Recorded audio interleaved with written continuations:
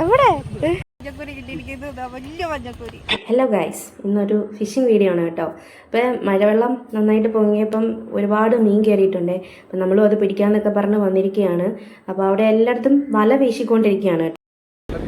Guys, എല്ലായിടത്തും വല വീശലാണ് കേട്ടോ. വല വീശി കിട്ടുന്ന മീനൊക്കെ അവർ അവിടെ ഇട്ട് തന്നെ വിൽക്കുന്നുണ്ട്.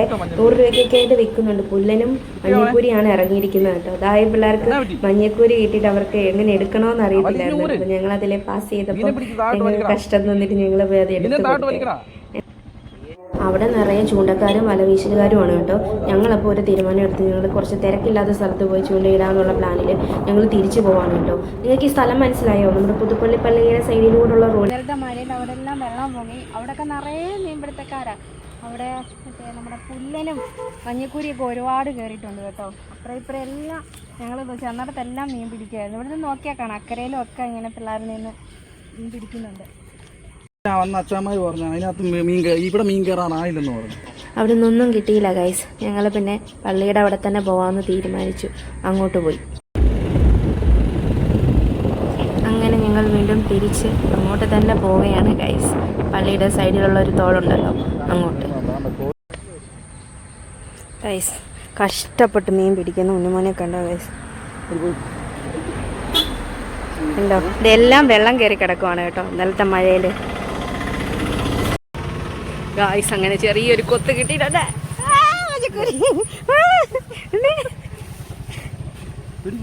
എവിടെ?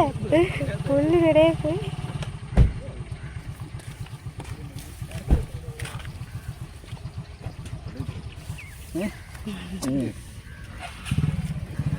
ചെറുതാ.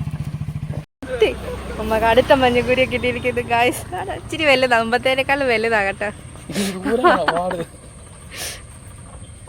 അതെന്നെ കുത്തി. മൂന്നാമത്തെ മഞ്ഞക്കൂരി.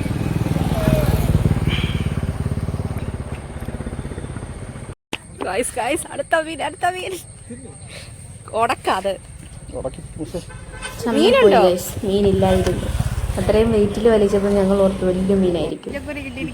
വലിയ മഞ്ഞക്കൂരി. നമ്മുടെ 5ാമത്തെ മഞ്ഞക്കൂരി നിഖിലിന് കിട്ടിയതാണ് കേട്ടോ. 6ാമത്തെ അല്ലേ? 6ാമത്തെ മീനാണ് സന്ദീപിന്. മുഴുത്ത മഞ്ഞക്കൂരി. നമ്മുടെ അടുത്ത മഞ്ഞക്കൂരി നമ്മുടെ മഞ്ഞക്കൂരി ചാകരയാണ് കേട്ടോ. നമ്മുടെ നീകില് 2ാമത്തെ നീകില് 2 നീകിലുണ്ടല്ലോ. ഇതൊരു നീകില്, ഇതൊരു നീകില്. ഈ നീകിലാണ്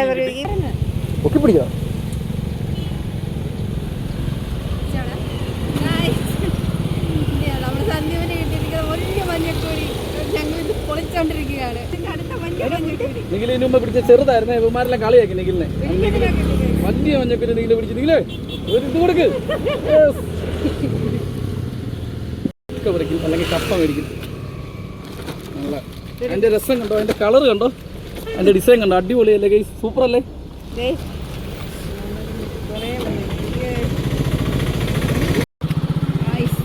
അടുത്ത മഞ്ഞക്കൂരിയെ പിടിച്ചിരിക്കുന്നു. കുറേ കിട്ടി കേട്ടോ. അപ്പൊ വെട്ടം നന്നായിട്ട് പോയി.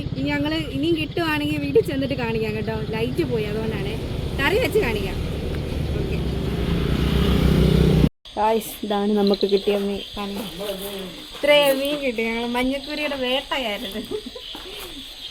എല്ലാവരും കൂടി പിടിച്ചാ കേട്ടോ. 5-6 പേര് പിടിച്ചതാ. അതാ ഇത്രയും.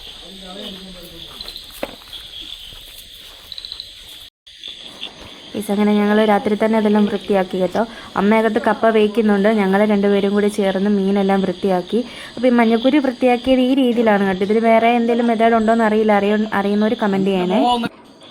മഞ്ഞക്കൂരി കറിയൊക്കെ റെഡിയായി കേട്ടോ. അമ്മ നല്ല അടിപൊളിയായിട്ട് കറി വെച്ചു. അപ്പോഴത്തേനും ഞങ്ങൾ പോയി കുളിച്ചിട്ടൊക്കെ വന്നു. അപ്പോൾ അമ്മ കറിയും വെച്ചു, കപ്പ വേവിച്ചും തന്നു കേട്ടോ. നല്ല ചൂട് കപ്പ വേവിച്ചതും നല്ല ചൂട് മീൻകറിയുമായിരുന്നു. അടിപൊളി. കണ്ടപ്പോൾ തന്നെ വയറ് നിറഞ്ഞു കേട്ടോ. അടിപൊളിയായിരുന്നു. എങ്ങനെയുണ്ട്?